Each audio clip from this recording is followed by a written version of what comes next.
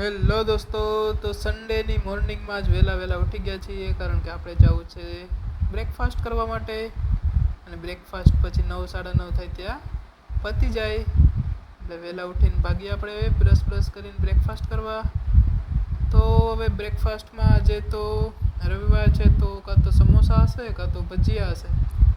જોઈએ પહોંચીને હવે શું છે. ને આજ તો પૂરો આખો દિવસ જે હું ખાવાનો છું ને બધું આ વિડીયોમાં બતાવવાનો છું. તો વિડીયો છેલ્લે સુધી આખો જોજો કે હું કઈ વસ્તુ આજે સન્ડે ખાવાનું છું. તો થોડુંક સરપ્રાઈઝ થઈ ગયું જોઈને કે કોઈ આજે બ્રેકફાસ્ટમાં એવું નહોતું. શાયદ કોઈ કરીને વહી ગયા હશે કે હજી ઉઠ્યા નહીં હોય સન્ડેના લીધે. તો આજે હતા બ્રેકફાસ્ટમાં સમોસા અને ચટણીઓ. તો આપણે સમોસા લઈ લીધા. અને બપોરે પણ બોર્ડ મારેલું છે કે પનીરની સબ્જી છે, એ પણ હું તમને આગળ વિડીયોમાં બતાવવાનું છું. બન્યા રહેજો. તો હવે આપણે પહેલાં તો ગરમ સમોસું ગોતીએ. ખબર નહીં આ 15-20 મિનિટ પહેલાં તળી લીધા હશે તો ગરમ હતું નહીં, બટ 1-2 ગરમ હતા તો મને મળી ગયું હતું ગરમ.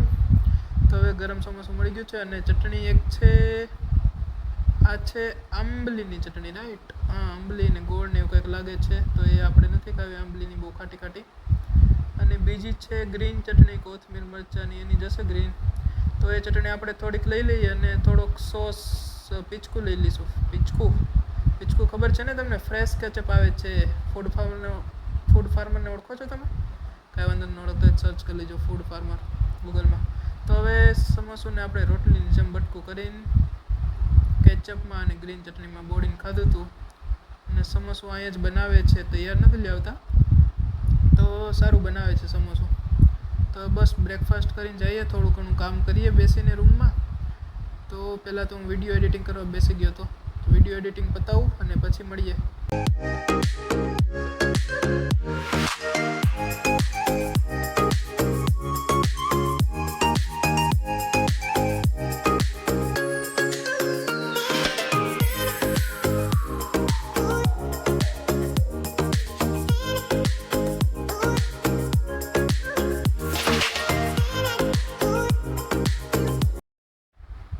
તો હવે પાછું કામ પતાવીને બપોર થઈ ગયું છે, 1:15 વાગ્યો છે, 12:30 ઉપર જેવું.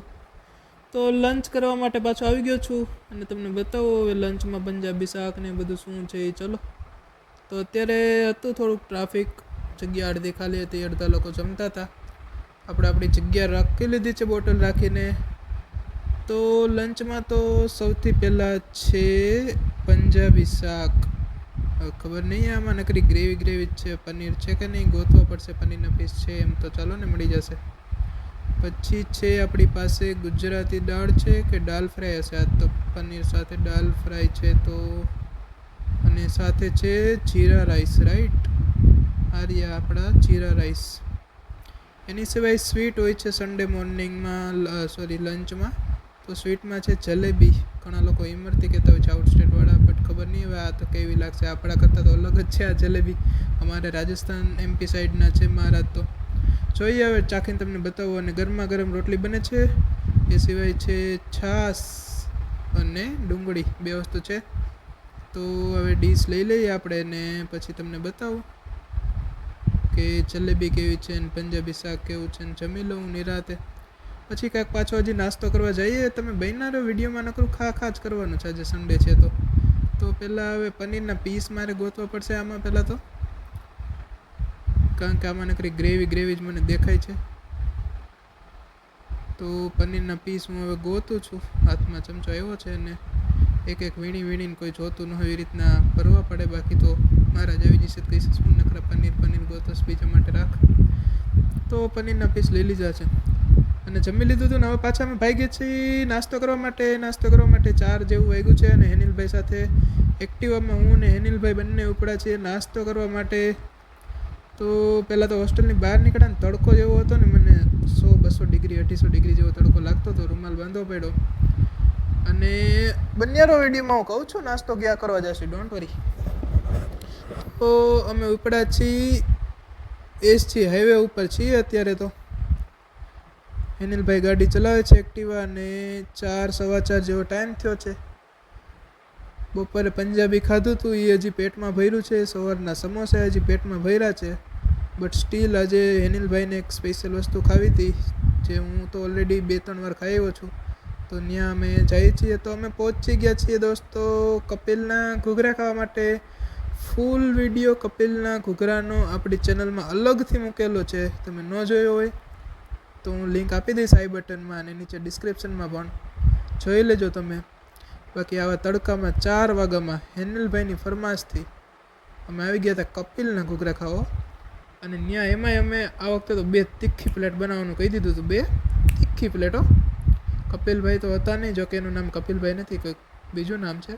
કપિલના ઘૂઘરા કેવી રીતના નામ પડ્યું તો મને નથી આઈડિયા. બટ એમની ત્યાં જે બીજા વર્કર હોય છે એ હતા. આપણે 2 તીખી પ્લેટ બનાવવાનું કહી દીધું, તીખી. અને એમને જે લાલ ચટણી દાબી હતી ભાઈ, ઓહો. એક તો 100 ડિગ્રી ટેમ્પરેચર છે અને એમાં ધોવાડા નીકળી જવાના હે. તો તીખી ચટણી નાખી દીધી, ગ્રીન ચટણી અને ઉપરથી ગળી ચટણી. ઓહો, મજા જ આવી જવાની છો. અને ઉપરથી સેવ નાખવાની મેં મારી પ્લેટમાં ના પાડી હતી, એટલે સેવ નથી એડ કરી.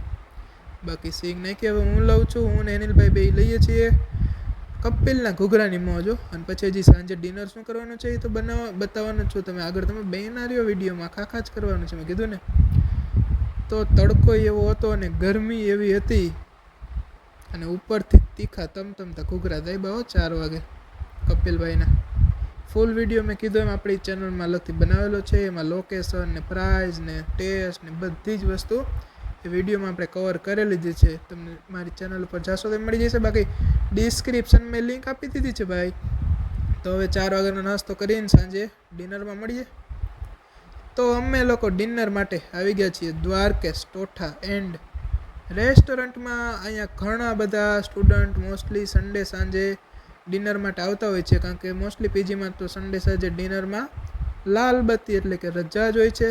તો અમે આખું ગ્રુપ 7-8 જણા ગાડીઓ લઈને આવી ગયા છીએ દ્વારકેશ ટોઠા સેન્ટરમાં એન્ડ રેસ્ટોરન્ટમાં. અમુક લોકોએ ગુજરાતી મગાવી હતી. આ છે ગુજરાતી ફિક્સ ડીશ, 80 રૂપિયાની હોય છે. અમે લોકોએ પંજાબી ડીશ મગાવી હતી, 2 વચ્ચે 1, કારણ કે ઓલરેડી એટલું બધું ખાધું હતું ને, સવાર સમોસા ને બપોર પંજાબી ને રોંઢે ઘૂઘરા, તો એક તો ખૂટેમ હતી નહીં, એટલે અમે 2 જણા વચ્ચે 1 પંજાબી ડીશ મગાવી હતી. અને સાથે આઈપીએલનો ફાઇનલ ચાલી રહ્યો હતો ભાઈ, ઈસાલા કપ નામ દે. અને અત્યારે હું જ્યારે વિડીયો એડિટિંગ કરું છું ત્યારે ફાઇનલી આરસીબી વિન થઈ ગયું છે. બાકી આપણી પંજાબી ડીશ આવી ગઈ છે, જેમાં 2 પ્રકારના શાક છે. અને આનો પણ હું અલગથી વિડીયો બનાવવાનો છું. તો એમાં તમને બધું લોકેશન ને પ્રાઇઝ ને ટેસ્ટ ને બધું તમને એમાં હું મેન્શન કરવાનો છું નિરાતે. બાકી હવે અત્યારે અમે ડિનરની લઈએ મોજ અને મળીએ નેક્સ્ટ વિડીયોમાં. ચેનલ સબસ્ક્રાઈબ જેમાં તમે હજી સુધી નથી કરી તો ક્યારે કરવાના છો, કરી દો. લાઇક કરી દો, વિડીયોને શેર કરી દો. અને બીજા કંઈ ડાઉટ હોય કે તમારે કંઈ રિલેટેડ એનીથિંગ પૂછવું હોય તો કોમેન્ટ કરીને જણાવો. બાકી હવે અમે જમી લઈએ નિરાતે, મળીએ નેક્સ્ટ વિડીયોમાં. અને હવે હોપફુલી હોસ્ટેલે જઈને રાતે કાંઈ નાસ્તો નહીં કરીએ, કારણ કે આજે આખો દિવસમાં ઘણું બધું નકરું બહારનું જ ખા જ કર્યું છે. તો જોઈએ હવે, બાકી માહોલ જામશે તો સાંજે નાસ્તો કરી લઈશું. મળીએ.